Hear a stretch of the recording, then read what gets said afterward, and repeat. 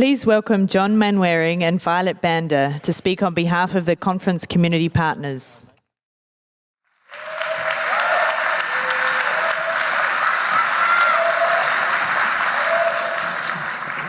A bit taller than the mayor.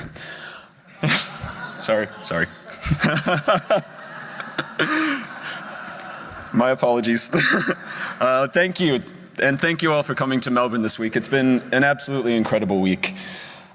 Just getting to see you share your stories, your wisdom, your strength.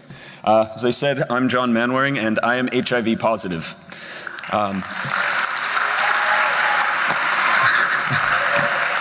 I was asked to speak today as a member of the community most affected by HIV in Australia, that is, young gay men.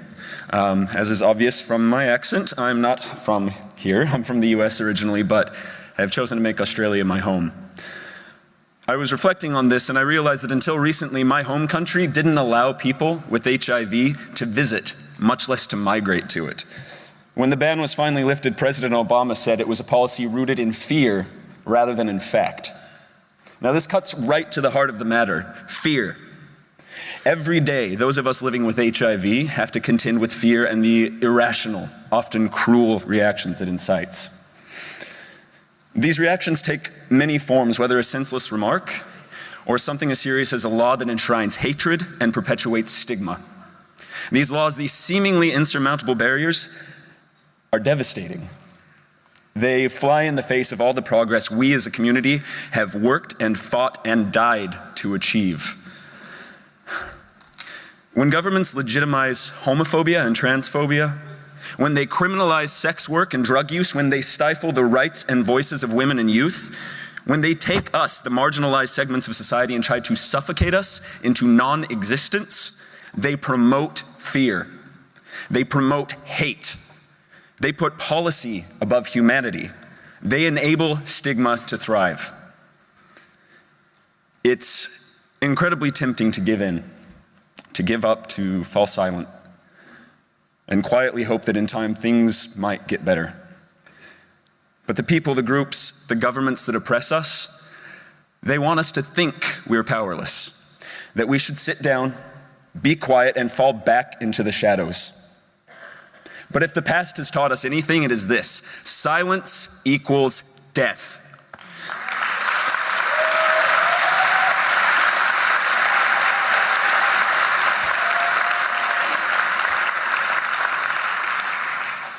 And I say that, and it seems casual, because I recognize that many people here come from places in the world where speaking out is dangerous, where speaking out is death.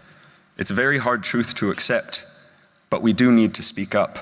Because as I've heard people speak over this past week, I have realized an undeniable truth. We are more powerful than we know. Right here at this moment in this room is the power to change the world. It doesn't require any special skill or talent. It requires from us only one thing: honesty. A simple conversation, one that is open, fearless, and forthright, will change the hardest of hearts and the coldest of minds. When those of us living with HIV come out into the light and share our stories, we dispel the fear, the stigma, and the hate. In the eyes of those who oppose us and oppress us, when we talk to them, we're no longer stereotypes and statistics. We're human. So starting now, and up until Durban, I urge each and every one of you, don't be scared anymore. Be yourself. Be proud. Share your story. It isn't up to governments and NGOs to fix this for us. This is our cause, this is our time, and together we will put an end to HIV. Thank you very much.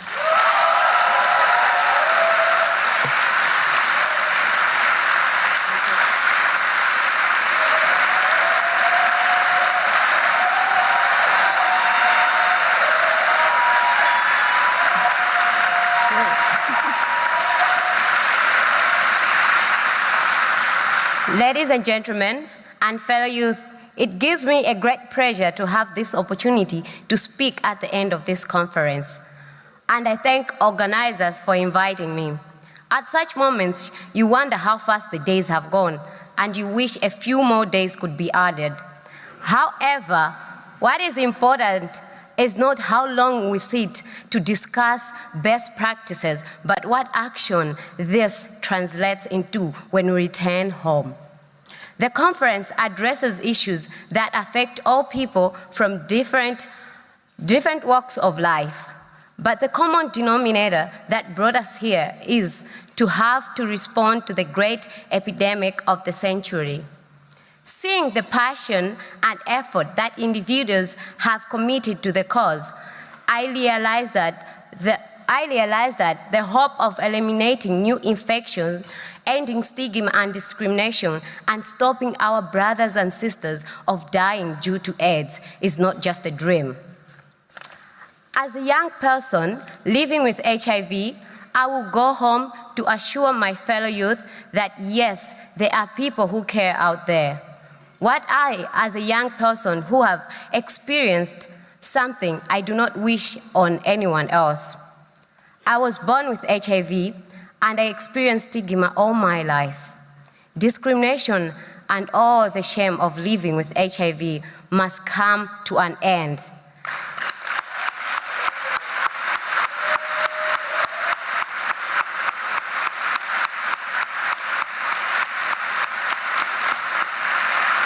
This conference marks a new beginning in my life, and I hope it is the same with you all. We heard this week about an assessment of WHO guidelines on prevention of vertical transmission in Africa.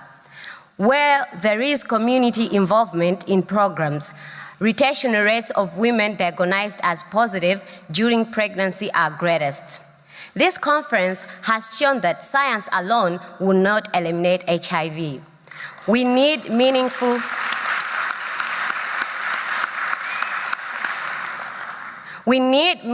engagement of community to break down stigma.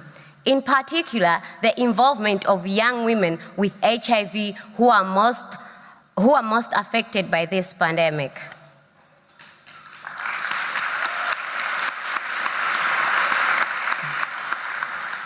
I also want to pay my respect to our dear friends who were on the way to this conference and met with the tragedy that cut their lives.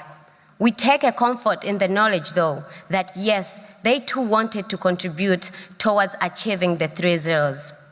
You can make a difference in your community when you get back so that they did not die in vain. The work we came for does not end here. It continues as we return to our communities and help make a difference.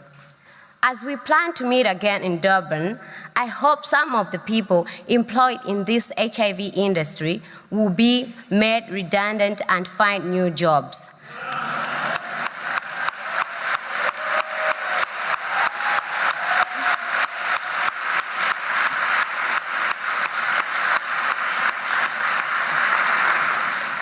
The jobs should be like construction industry, changing ART clinics into schools for young and healthy people.